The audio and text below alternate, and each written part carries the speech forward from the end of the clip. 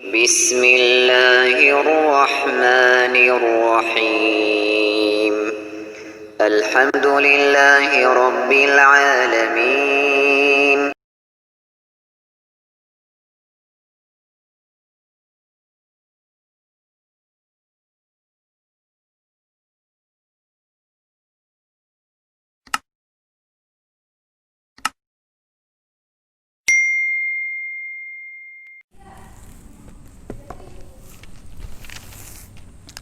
Bismillahirrahmanirrahim. Assalamualaikum warahmatullahi wabarakatuh.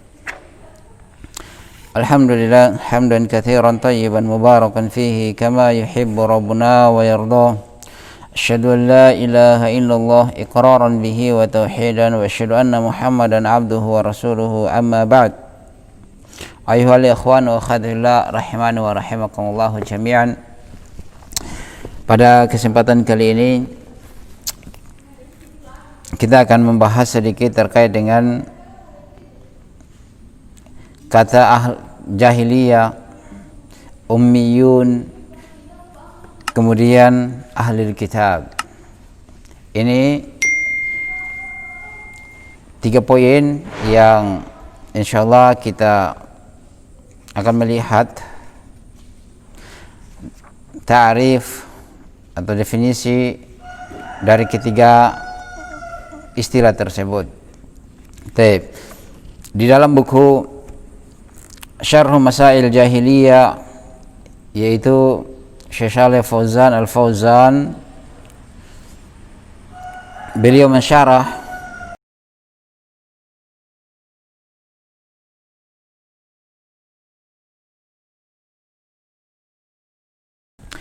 di dalam kitab Masail Jahiliyah yang dikarang oleh Syekh Al-Islam Al-Mujaddid Syekh Muhammad bin Abdul Wahhab rahimahullahu ta'ala. Di dalam syarah yang disyarah oleh Dr. Saleh ibn Al-Fauzan ibn Abdullah Al-Fauzan.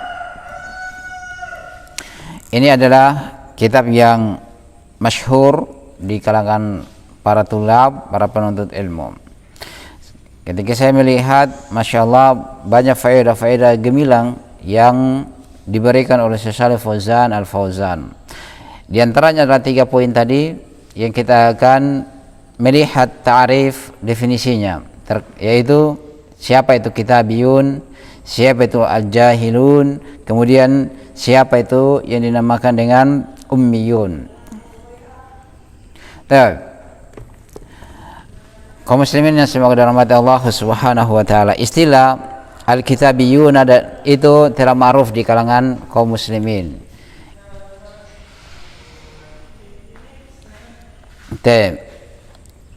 Kalimat al-kitabiyun, al-ummiyun dan al-jahiliyah itu ma'ruf di kalangan kaum muslimin. Tetapi kema'rufan tersebut tentunya kita harus mengetahui definisi yang diberikan oleh para ulama, ta'rif yang diberikan oleh para ulama, agar kita tidak salah di dalam meletakkan definisi tersebut. Di sini Syekh Shalih Fauzan Al-Fauzan mengatakan bahwasanya perkara-perkara jahiliyah ini, saya bacakan sedikit. Wa bayyana rahimahullahu anna hadzal masaila mimma khalafa fiha Rasulullah sallallahu alaihi wasallam ahlal jahiliyyah minal kitabiyyin wal ummiyyin. Rahimahullahu taala menjelaskan bahwasanya perkara-perkara atau ini adalah perkara-perkara permasalahan yang Rasulullah sallallahu alaihi wasallam menyelisihi. Siapa itu ahlul jahiliyah? Yaitu ahlul jahiliyah, orang-orang jahiliyah, kemudian minal kitabiyyin wal ummiyyin, dari kalangan ahlul kitab dan orang-orang yang ummiyin, yang buta huruf, ya kita katakan ummiyin. Nah, di sini Syekh Shalih Fauzan Al-Fauzan mengatakan bahwasanya wal kitabiyun al-muradu bihim, dan ahlul kitab yang dimaksud dengan mereka adalah ahlul kitab minal yahudi wan nasara, lianna yahuda indahum kitab at-taurat allati anzalahu Allah ala Musa alaihi salam.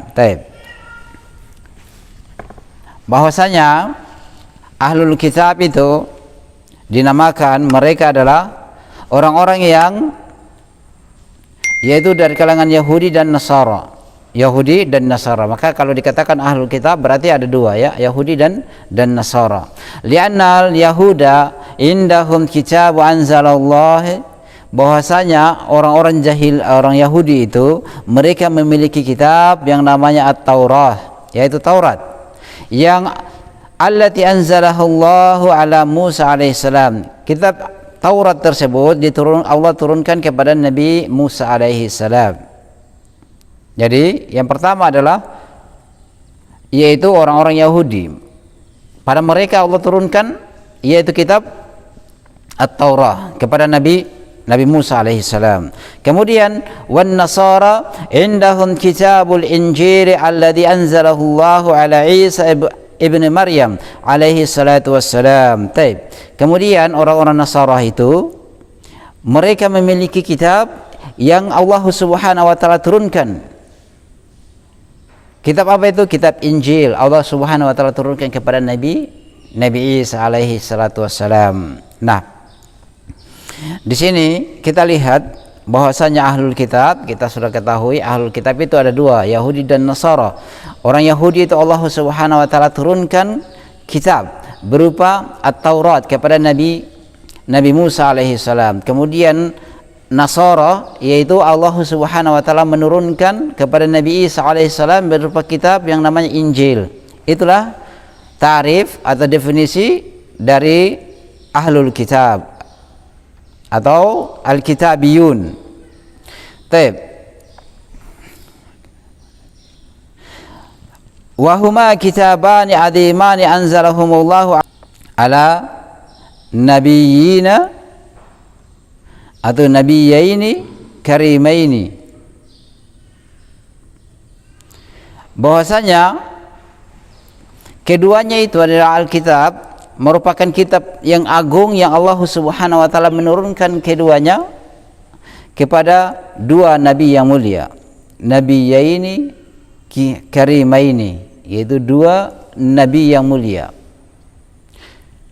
Huma yaitu keduanya adalah Musa wa Isa alaihimussalam. Taib. Keduanya itu adalah Nabi Musa dan Nabi Isa alaihimussalam. Taib. Jadi itulah ta'rif. Yang pertama ta'rif ya kitabiyuna. Pengertian dari kitabiyuna, siapa itu kitabiyuna. Kemudian yang kedua adalah wa ammal ummiyun. Adapun orang-orang yang buta huruf, fal muradu bihim, maka yang diinginkan dari mereka adalah al-arabul ladzina la yadinuna bidiyanatain. Orang Arab yang mereka tidak memiliki kedua-duanya, tidak memiliki kedua agama tersebut. Yaitu agama apa? Yaitu agama yang dibawa oleh Nabi Isa dan juga Nabi Musa. Sammau bil ummiyin. Mereka pun dinamakan dengan orang-orang yang buta huruf. Jam'u ummi. Itu diambil dari jamannya kata ummi. Nisbatu ila ummi, disandarkan kepada ummi. Al ummi huwa alladzi la yaqra wa la yaktubu. Ummi itu adalah yang tidak bisa membaca dan tidak bisa menulis. Nah, fa innahum qaumun la yaqra'una wa la yaktubuna fi ghalibin. Taib. Pada kebanyakannya mereka itu adalah satu kaum yang tidak bisa membaca dan tidak bisa menulis. Nah, di sini jamaah yang semoga dirahmati Allah Subhanahu wa taala, faedah yang sangat indah dari Syekh Shalih Fauzan Al-Fauzan hafizahullah taala. Beliau mengatakan bahwasanya ummiyun itu adalah itu nisbah kepada ummi. Dan ummi yang di sini adalah yang tidak bisa membaca dan tidak bisa menulis. Nah, di sini faedah adalah Rasulullah sallallahu alaihi wasallam diutus oleh Allah Subhanahu wa taala. Beliau adalah orang yang ummi, yang tidak bisa baca dan tulis. Tetapi dengan hikmah, itu merupakan hikmah. Kalau sekiranya Nabi kita Muhammad sallallahu alaihi wasallam bisa menulis, maka orang-orang Quraisy akan semakin gencar untuk menyerangnya atau bisa membaca. Orang-orang Quraisy akan mengatakan bahwasanya Nabi Muhammad sallallahu alaihi wasallam atau Rasulullah sallallahu alaihi wasallam yang mereka sebut saat itu Muhammad, itu pasti dia membaca pada kitab-kitab yang terdahulu, yaitu apa? At-Taurat dan Injil. Kemudian dia sampaikan kepada kita. Kalau dia bisa membaca, alhamdulillah, hikmah semua itu adalah bahwasanya Allah Subhanahu wa taala menghadirkan benar-benar kepada orang-orang yang tidak bisa membaca, kepada Nabi kita Muhammad sallallahu alaihi wasallam yang tidak bisa membaca, sehingga hujah-hujah mereka orang-orang Quraisy pada saat itu dibantahkan. Rasulullah mau membaca bagaimana, dia tidak bisa membaca. Mau membaca kitab Taurat dan Injil, dia tidak bisa membaca. Kemudian dia tidak bisa menulis. Dia akan menulis seperti apa tulisan? Jika sekiranya Rasulullah sallallahu alaihi wasallam yang dahulu orang-orang Quraisy memanggilnya Muhammad bisa membaca, maka orang-orang Quraisy akan semakin gencar menyerang beliau. Kenapa? Karena mereka mengatakan bahwasanya Rasulullah sallallahu alaihi wasallam membaca risalah-risalah yang terdahulu, yaitu Injil dan Taurat dari Nabi Isa dan Nabi Musa.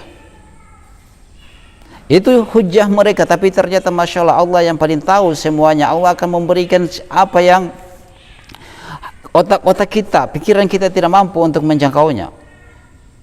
Kemudian ketika hikmah di berikut adalah ketika Rasulullah sallallahu alaihi wasallam diutus dalam keadaan dia tidak bisa menulis. Jika sekiranya Nabi kita Muhammad sallallahu alaihi wasallam bisa menulis, maka semakin gencar dan semakin gencar orang-orang Quraisy akan menghujah beliau, akan menyebarkan fitnah bahwasanya Nabi Muhammad atau Muhammad yang mereka sebut pada saat itu, dia menulis dari kitab Taurat dan Injil.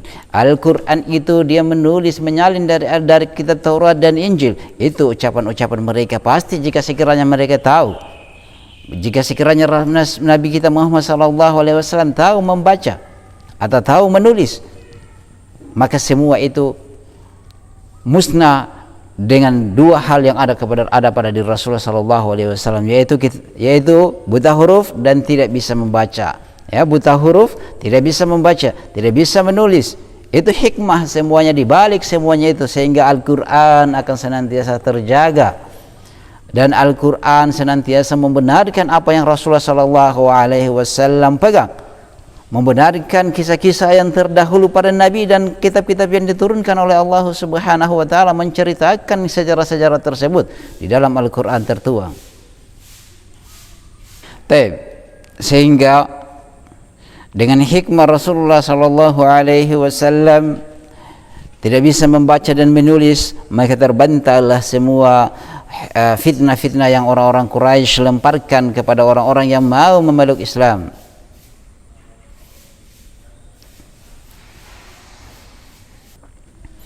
Sehingga orang-orang Quraisy karena tidak mampu untuk memberikan kedustaan terhadap Rasulullah sallallahu alaihi wasallam terkait Rasulullah sallallahu alaihi wasallam membaca ataupun menulis dari kitab-kitab sebelumnya, kemudian mereka pun melancarkan lagi serangan-serangan, fitnah-fitnah kepada orang-orang yang datang berhaji pada saat itu ke Mekah. Mereka mengatakan, hati-hati kalian dengan Muhammad, bahwasanya dia seorang penyair yang handal, yang mampu menggoda kalian sehingga kalian bisa mengikuti ajaran agamanya yang baru itu.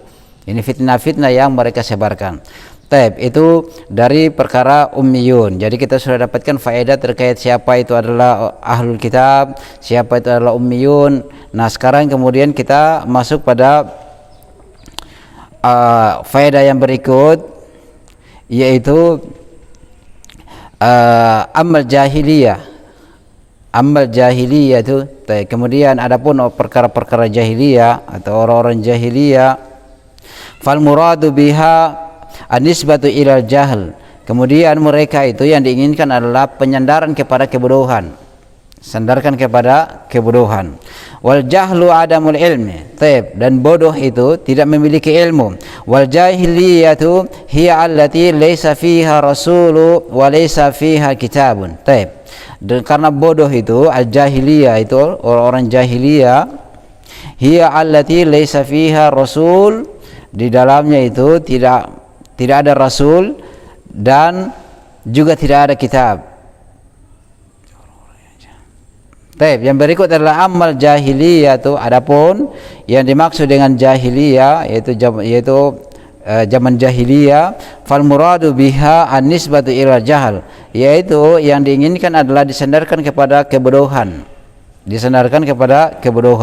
Wal jahlul adamul ilmi, dan bodoh itu tidak memiliki ilmu, tidak memiliki pengetahuan. Itu adalah orang yang dikatakan bodoh. Kalau orang Arab mengatakan jahil, juhal, murakkab, bodoh, paling bodoh di atas kebodohan bertingkat-tingkat. Nah ini itu kalau orang-orang yang sok berilmu kemudian berbicara tentang perkara agama, ya, padahal dia jahil di dalamnya, maka kerusakan yang akan terjadi. Karena orang yang berbicara tanpa ilmu, tanpa pengetahuan, maka dia akan menghasilkan hal yang lebih jelek daripada singa atau daripada serigala yang kelaparan kemudian dilepaskan di antara domba-domba. Itu akan lebih jelek orang yang berbicara tanpa ilmu. Nah, banyak ya orang-orang yang berbicara seakan-akan dia faqih, ya, dia ahli fiqh, berbicara di media sosial. Wal jahiliyah hiya allati laysa fiha rasulun wa laysa fiha kitabun. Jadi di zaman jahiliyah itu adalah yang dimaksudkan adalah yang tidak memiliki rasul dan tidak memiliki kitab, tidak memiliki Taurat dan tidak memiliki Injil, tidak memiliki rasul, tidak memiliki para nabi. Itu adalah zaman jahiliyah. Jadi mereka berada di zaman yang penuh dengan kemungkaran, dan ada juga yang masih mengikuti, segelintir mereka masih mengikuti agama-agama terlebih yang dahulu. Lihatlah Raja Habasyah, dia masih menjadi pengikut Nasrani. Nabi Isa alaihi salam yang masih mereka mengetahui bahwasanya akan diutus seorang nabi yang bernama Ahmad sebagai khataman nabi, sebagai penutup para nabi. Kemudian wal muradu biha, yang diinginkan yang tidak memiliki rasul dan nabi, yaitu atau rasul, nabi dan kitab, yaitu ma kana qabla bi'atsatin nabi sallallahu alaihi wasallam, yaitu sebelumnya diutus nabi kita Muhammad sallallahu alaihi wasallam. Jadi yang dimaksud bahwasanya mereka itu adalah ahlul jahiliyah, yaitu yang belum memiliki kitab dan belum memiliki rasul, yaitu sebelum diutusnya Nabi sallallahu alaihi wasallam, maka mereka dikatakan al-jahiliyah, yaitu ahlul jahiliyah, orang-orang berada di zaman jahiliyah. Maka di sana kemungkaran akan terjadi karena tidak ada bimbingan langsung kepada dari Nabi, tidak ada bimbingan langsung dari kitab yang Allah Subhanahu wa taala turunkan kepada Nabi tersebut.